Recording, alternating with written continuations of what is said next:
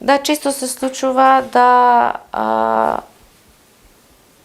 во сесијата откриваме дека во некои од минатите животи, дека тоа се фактички во сегашниот живот се вистинските родители по духовна, по енергетска линија на посвоеното дете, затоа што тоа е таква една синхронизација да они се пак заедно.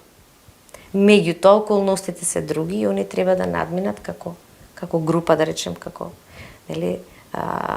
сопруг, сопруга и дете, таа интерна динамика, сите тројца да ја надвладеат, значи да ја надраснат.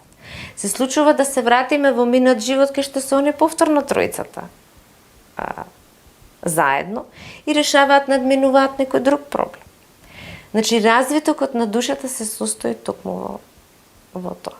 Затоа што, видете, страдањето на посвоените деца е толку огромно, а ние не можеме да знаеме како е до тоа дојдено и што треба, нели, да научи душата во овој живот, да речеме, а е оставено од други. Значи, едноставно учење.